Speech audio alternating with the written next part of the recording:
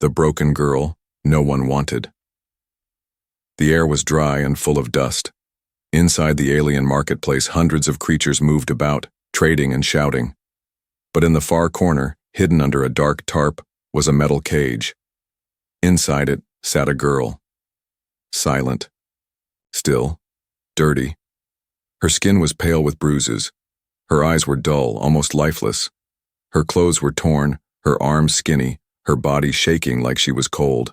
But it wasn't cold. She wasn't shivering from the weather. She was shivering from fear. A large alien stood beside the cage and shouted, "Returned again, third time this month. Too broken to work, too weak to serve. Who wants her?" No. One stepped forward. Another alien laughed cruelly. "Why bring her back here? No one wants used trash." "Someone might," the seller said, banging on the bars. "Maybe as a cleaning slave, or a pet." The girl flinched at the sound. But she didn't speak, she didn't cry. Her mouth stayed shut like it had been sewn shut by pain. Minutes passed. Buyers came and went. Still no one looked at her. Until one figure stepped out of the shadows. A human. He looked different from the others.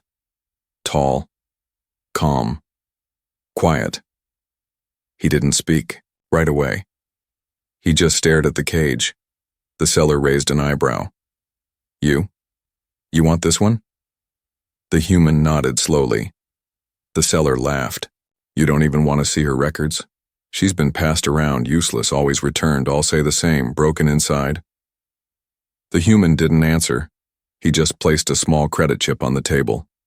"Full price," he said. The seller's eyes widened. "You're insane, human." The human ignored him. He looked at the girl. She looked back, just for a moment, then looked down again. She was used to being bought. She was also used to being thrown away. The trip back to the humans. Home was silent. The girl sat in the back of the small vehicle, curled up like a ball. Her hands gripped the seat tightly as if waiting for a sudden hit, but none came. When they arrived, the human opened the door and waited. She didn't move. He didn't pull her. He just said softly, "You're free to walk." Slowly she stepped out. The place was small but clean. Warm lights, no chains, no guards. He pointed to a door. "That's your room." She blinked. She had never had her own room. He opened it for her. Inside was a bed, a real bed, soft blankets, a pillow, a window showing the stars. She stood frozen. "You can rest now," the human said gently. Still, she didn't speak. She walked in and lay down, not on the bed, but on the floor beside it. That's where she was trained to sleep. Later that night, the human brought her food, warm soup, soft bread. He left it by the door and said, "Eat when you're ready." He walked away. For a long time, she just stared at the food. Then, slowly, she picked it up and ate. Quietly, quickly, like someone might take it away any second. The next morning, the human walked into the small kitchen. The girl was sitting there, awake, holding her knees. He poured himself coffee and said, "Good morning." No answer. He didn't expect one. He sat down a few feet away and simply sipped his drink. After a few minutes, she stood and placed her empty bowl on the table. He smiled. "Thank you." She froze. No one had ever thanked her before. She slowly turned and walked back to her room. Days passed. She watched him. He didn't shout. He didn't hit. He didn't lock doors. He gave her clean clothes, which she folded neatly every night. He never asked her to work. He never treated her like a thing. One night she heard him on the phone with someone. "No, she doesn't talk yet," he said. "I don't care what they said. She's not trash. She just needs time." Her eyes widened. He didn't know she understood his language. She crawled back into her corner and hugged her knees tighter. Why was he being kind? What did he want? A week later, something strange happened. The girl had left a broken cup on the table. It slipped from her hands while washing dishes. She froze. Her body trembled. In every other home, she'd be punished for that. The human came in, saw the cup, and bent down. He picked it up carefully and said, "It's okay. I've broken cups too." She looked at him, confused. He smiled, handed her a towel and said, "Let's clean it together." Her hands shook as she took it. For the first time, her lips parted. She whispered a word in her own alien language. He didn't understand it, but it didn't matter. He smiled anyway, because something had changed in her eyes, not much, but something. A tiny spark. Not fear, not pain, but hope. The human's house was quiet, peaceful, and confusing. The girl sat on the edge of her bed, still not touching it. She didn't trust soft things. Soft things were tricks. Pretty blankets were sometimes hiding chains. Lights would go out. Kind words would change to cold commands. She had lived through it too many times. Her arms still held the scars of those memories. Now, this new place felt strange, clean, calm, safe. But safe didn't last. Safe was always a lie, and she was sure. This human was like the others. He was just hiding it better. That morning, she followed him into the kitchen, silent as a shadow. He didn't turn her away. He just pushed a warm plate toward her. "Eat," he said gently. She stared at it. Eggs, soft bread, fruit. It smelled good, too good. Her stomach ached, but her mind whispered, "Be careful. They test you first, then they change." Still, she ate, slowly, watching him. He didn't watch her back. He was fixing something on a screen, humming softly. What kind of owner hums? Later, he showed her the house again. "This is the storage room," he said. She flinched. That word, storage. She had been stored before. "But you don't go in there if you don't want to," he added. "Your space is yours." He looked into her eyes for a second. His voice didn't sound fake.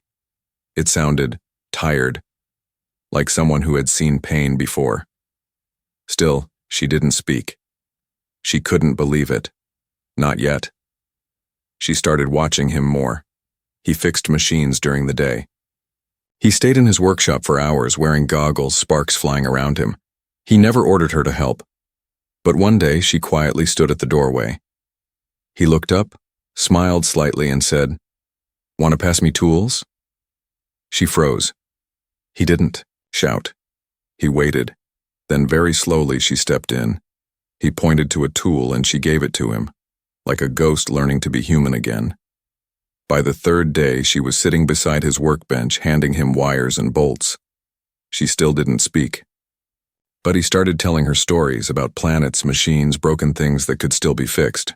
"You know," he said once, "people throw away things too quickly. Just because it's broken doesn't mean it's useless." Her fingers stopped moving. He wasn't looking at her when he said it. But maybe he meant her. That night she dreamed of fire, the cage, the first place. Hands pulling her hair, being sold, being returned. She screamed in her sleep. The door opened fast. The human ran in, eyes wide. He didn't yell. He didn't hit. He knelt by the bed. "It's okay," he said softly. "You're safe." It was just a dream. She shook. She couldn't stop. Her whole body trembled. He didn't leave. He sat beside the bed for hours, until the shaking stopped. The next morning, she stayed in bed longer than usual. She watched the sunlight come through the window. It felt warm on her face. She remembered what he said. "You're safe." No one had ever said that before. Later, while he cooked, she walked into the kitchen. She reached for the spoon in his hand. He blinked. She gently took it, as if asking, "Can I help?"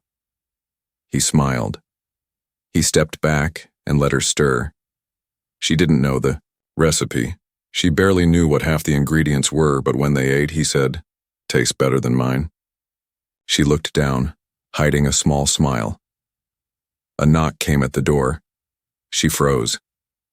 Her hands began to tremble again. The human raised a hand. It's okay, just a delivery. He opened the door and spoke to someone outside. She didn't hear the words. She only heard her own heart beating fast.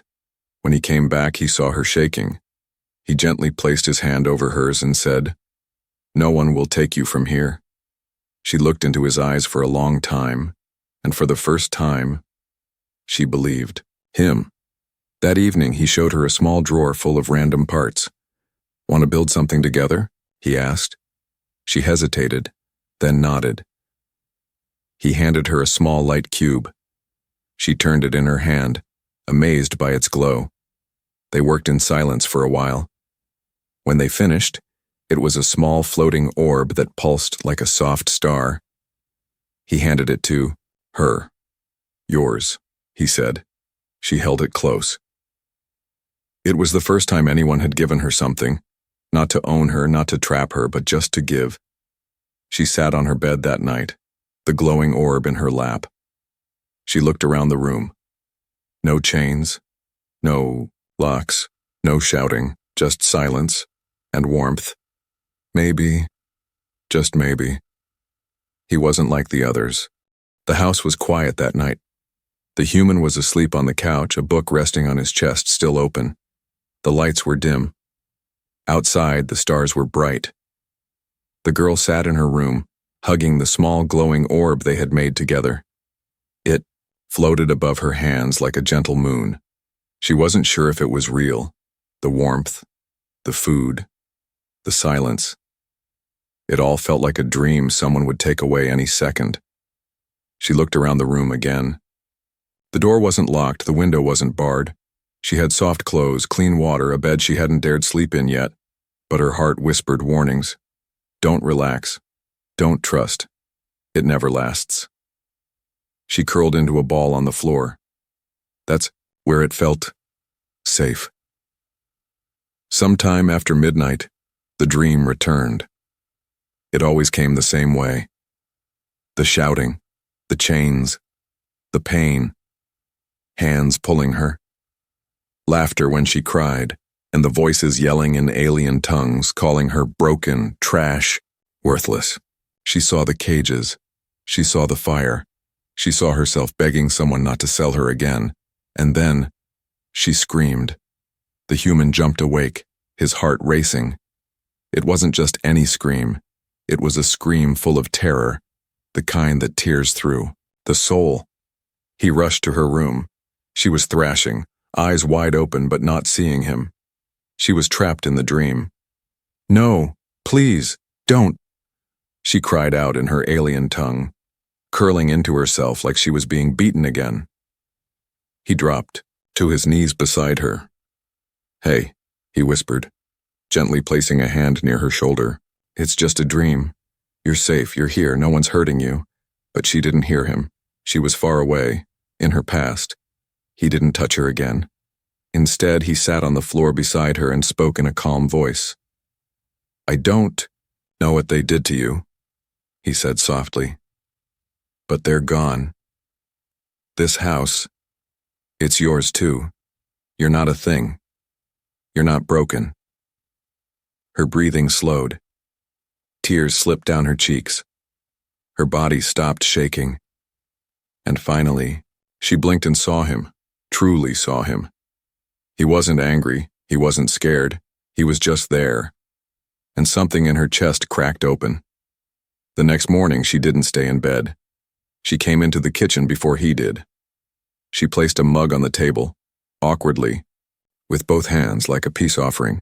When he entered, he smiled sleepily. "Morning." She nodded once. Then, to his surprise, she pointed to the chair beside her.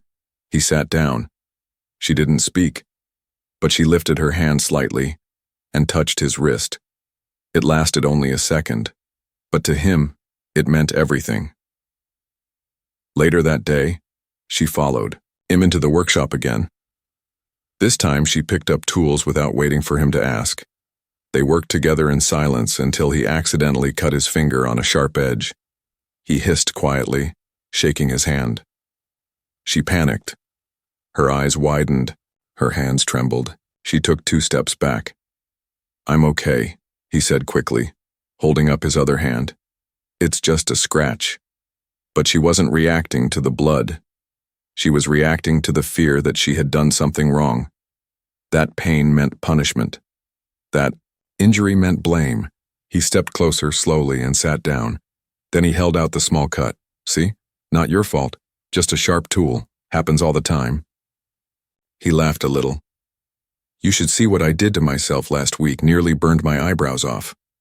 Her lips twitched, almost like a smile. That night she didn't scream. But she didn't sleep either. She sat on the bed this time, not the floor. She held the light orb and stared at it. The human had stayed up too, reading on the couch again. She quietly opened her door and walked into the living room. He looked up, surprised. "Can't sleep?" She nodded slowly. He moved to the side. She sat on the floor next to the couch. He didn't ask questions. He didn't push her to talk. They just sat together in the soft light. Then she did something she had never done before. She spoke, a single word in broken human language. "Safe?"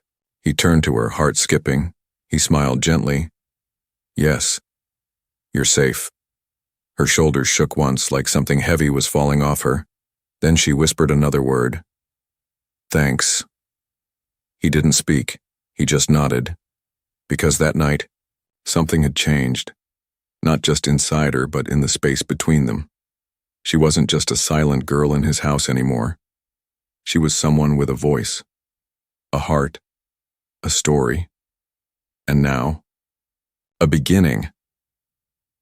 The girl stood in the kitchen holding a spoon with both hands. She stirred the soup slowly, carefully, like it was the most important task in the universe. The human watched her from the table. He didn't speak. He didn't rush her. He had learned something. Silence was her safety. So he let her take her time. When she finished, she brought the bowl to him. Her hands shook slightly, but she didn't spill. She placed it in front of him and took 1 step back. He smiled. "Smells good," he said warmly. She nodded once. Then sat on the floor beside the table, knees to her chest, watching him eat. After a few bites, he said, "This is better than mine." She didn't reply, but her lips curved. Just a little. A small sign. A quiet joy. Later that day, they walked together down the garden path behind the house. She had never seen it before. The human had waited weeks to show her. He knew she feared open spaces, loud sounds, and anything unknown. But now she was curious. She followed him outside, eyes wide, hands close to her chest. There were glowing plants, small floating lights, and soft alien birds nesting in the trees. "It's safe," he told her. "The trees block the view. No one can see us here." She nodded and slowly touched a glowing leaf. It pulsed beneath her fingers. She gasped softly. He smiled. "Some things aren't dangerous," he said.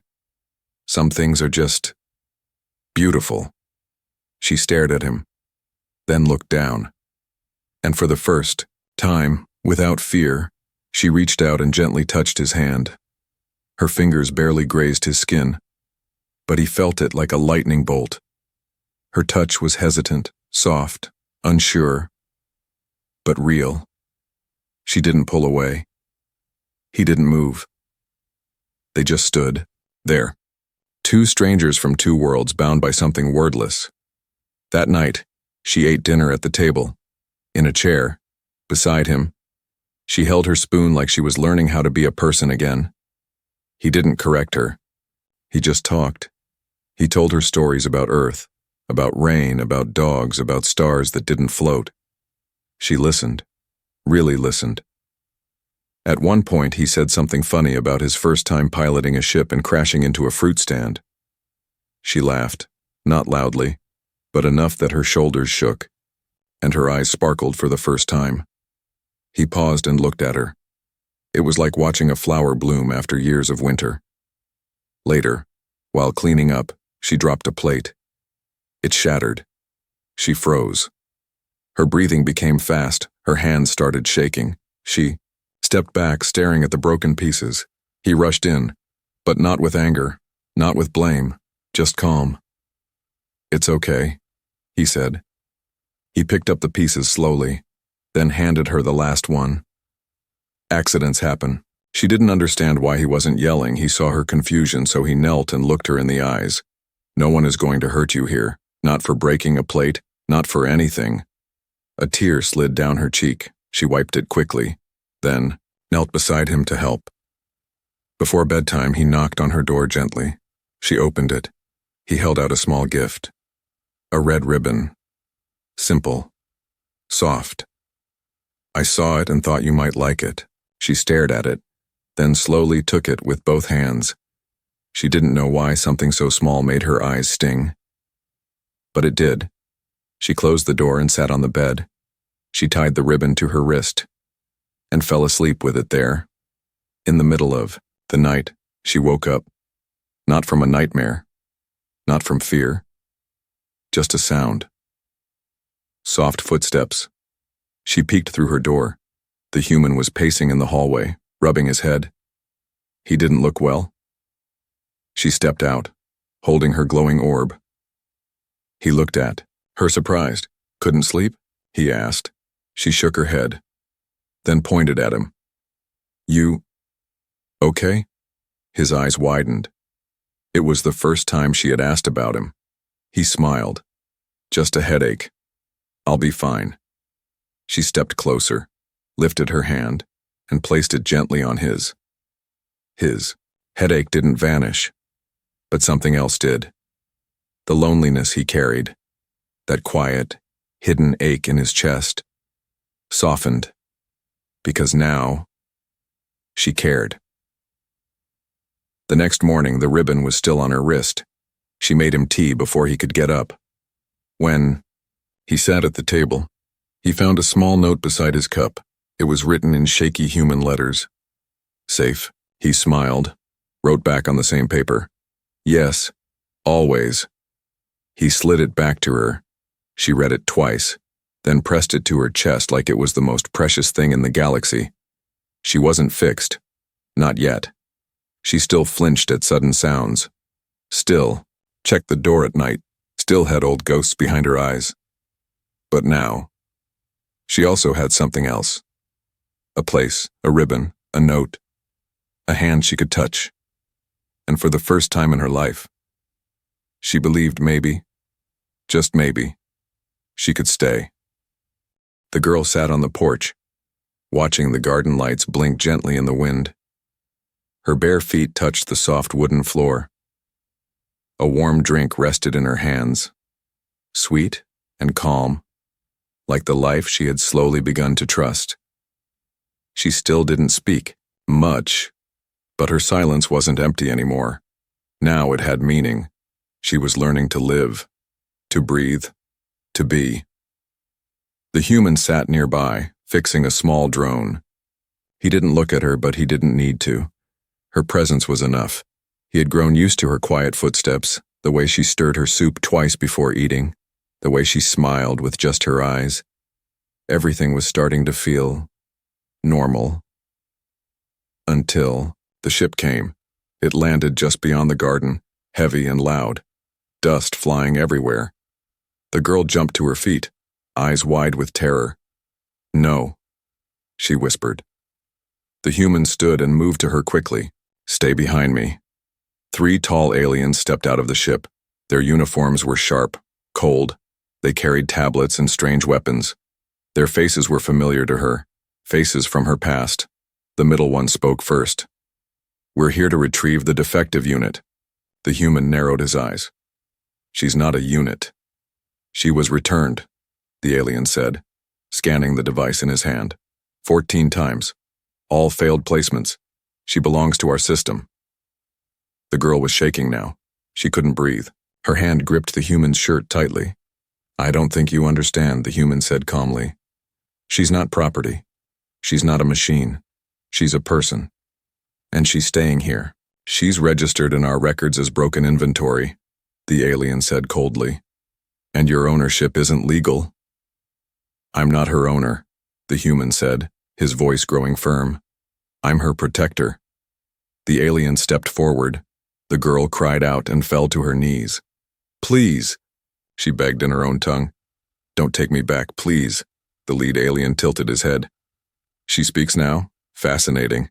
Leave, the human growled. We don't take orders from humans, another alien sneered. Step aside. The human didn't. Instead, he stood taller. Then you'll have to go through me. The aliens looked at each other, then activated their weapons.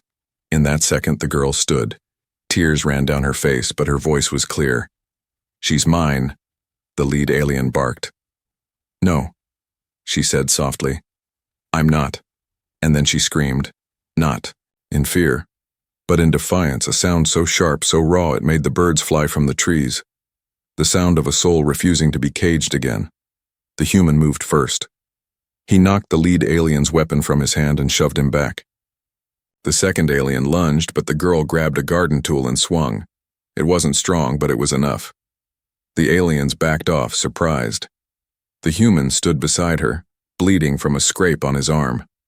She stood beside him, gripping his hand, with both of hers. You okay? He asked her gently. She nodded, then said louder, I'm not going.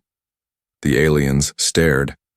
The girl who once couldn't speak now stood tall and firm. You hurt her, the human said. Leave. The aliens hesitated, then finally turned. You'll regret this, the leader warned. They boarded their ship and vanished into the sky. Silence fell. The garden lights flickered. The wind slowed. She was still holding his hand. He looked down at her. You were incredible. She looked up at him, tears still on her cheeks. I was afraid, she whispered. I know, he said. But you still stood up. I didn't want to lose this, she said, pointing at the house, the garden, the stars above. Didn't want to lose you. He didn't speak. He just wrapped his arms around her, gentle but strong, and for the first time, she hugged him back without fear. That night she sat in her bed, the red ribbon still around her wrist, the note still under her pillow. She thought about how close she came to being taken, to being dragged back to darkness. But she wasn't, because she had chosen to fight, because he had chosen to stand beside her. She pulled out a new piece of paper and wrote, Carefully, I chose to stay.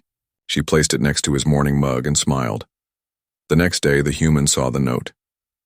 He didn't say anything, he didn't need to. He just placed his hand gently over the words and whispered, Then I'll keep this home safe for you. Because now, it wasn't just his home, it was theirs. The sky was still pink with morning light when the human entered the kitchen. As always, the girl was already there. She poured tea carefully, her movements smooth now, more confident. She wore clean clothes, the ribbon still tied around her wrist. But today something felt different. She placed a cup in front of him and sat across the table. No more sitting on the floor, no more hiding her eyes. He looked at her and smiled. Morning. She nodded. Then, slowly, her lips moved. Good. Morning. His eyes widened. She had said words before, soft ones, broken ones, but never this clear. Never this calm. You're improving fast, he said, smiling wider. She smiled back just a little. You help. He blinked. You speak more now. She looked down. I listen.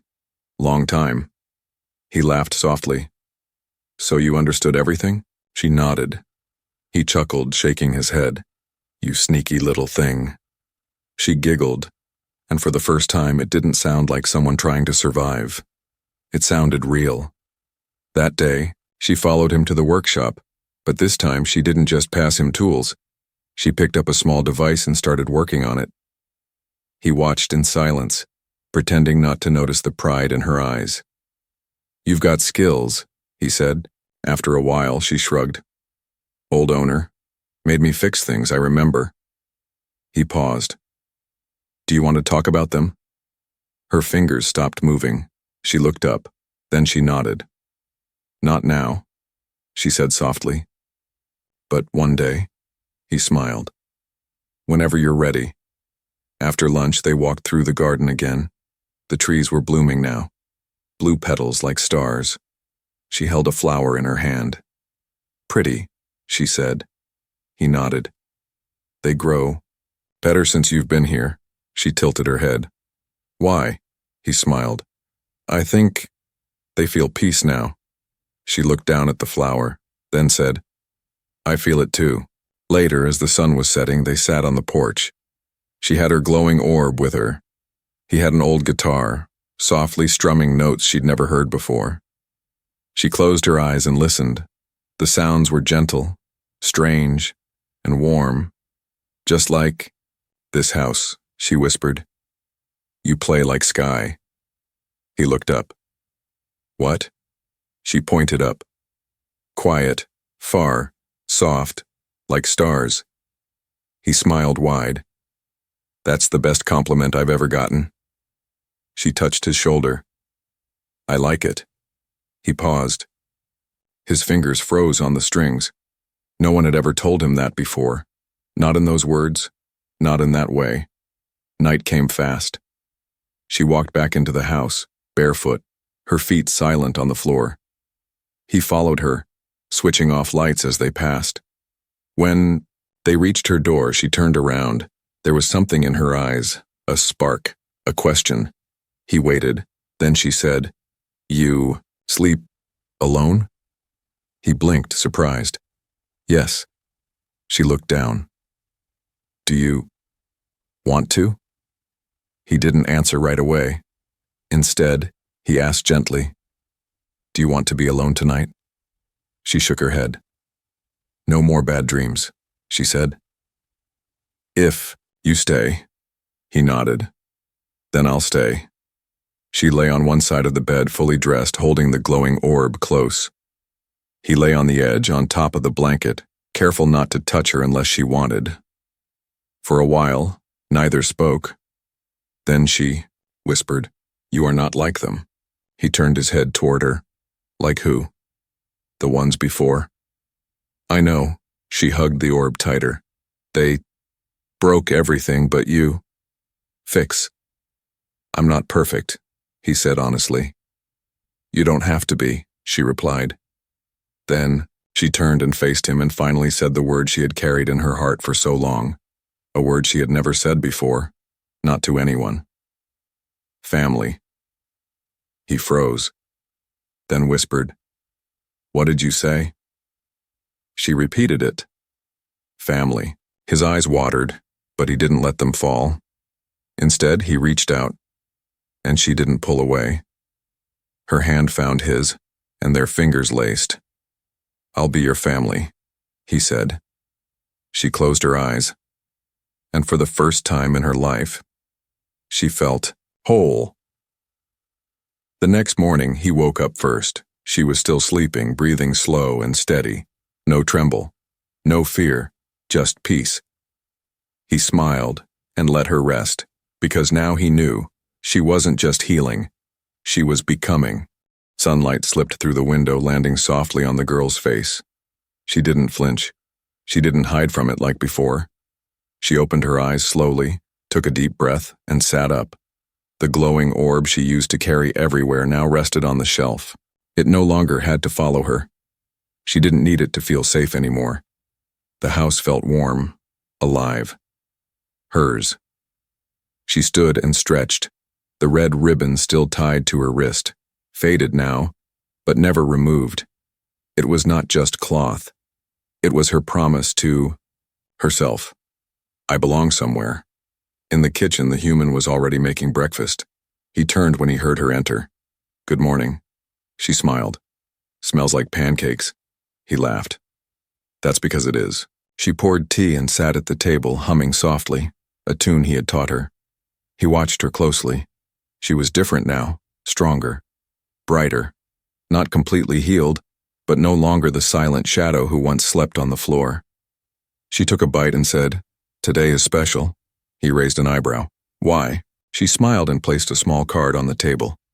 On it were shaky letters that read, "I want to build something new." After breakfast, they went to the workshop. She wore her tool belt now. It was hers, custom made. Her name was stitched inside. It in his handwriting. They had been collecting spare parts for weeks, talking about designs and shapes. But today she had brought her own sketch. A small house, just a single room with walls made of light metal and solar glass. A roof that opened to show the stars. A safe space for anyone like her, someone lost, scared, and needing peace. He looked at the drawing, eyes wide. "You made this?" She nodded. "I want to build it for others, for the ones still out there." His voice softened. "Like you once." And she looked at him. "No, not like me now." They began that day, cutting, hammering, wiring. She took the lead. He followed her instructions with a proud grin on his face. She didn't just copy what he had taught her. She created new things, fixed problems with new ideas.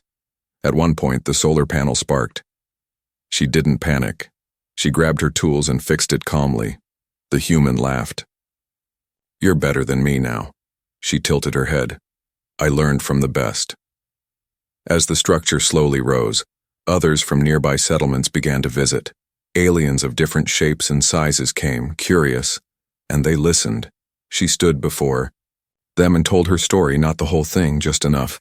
Enough to say, "I was hurt, but I was helped. And now, I want to help too." One old alien mother cried. She said her daughter had disappeared long ago, sold off. She never thought kindness could still exist. The girl took her hand and said, "Then let's bring kindness back one place at a time." That night, as they lit the final lantern inside the new shelter, the girl stood in the doorway. She didn't tremble. She didn't look over her shoulder. She just smiled. Inside were soft beds, clean water, warm lights, and a shelf full of small glowing orbs, just like the one she once held every night. The human stood beside her. "You did it," he whispered. She nodded. "We did it?" He paused, then asked, "What will you call it?" She thought for a moment, then said, "Home." Later, back at the house, the stars above were brighter than usual. She sat on the porch, sipping warm tea. The ribbon, still on her wrist, danced in the breeze. The human joined her with a blanket. "You tired?" he asked. "A little," she said. "But happy." He looked at her. "Do you still think of the past?" She nodded. "Yes, but it doesn't hurt the same now." He placed the blanket around her shoulders. "And the future?" She looked up at the stars. "I'm not afraid of it anymore." He smiled. Then she reached into her pocket and pulled out a small gift.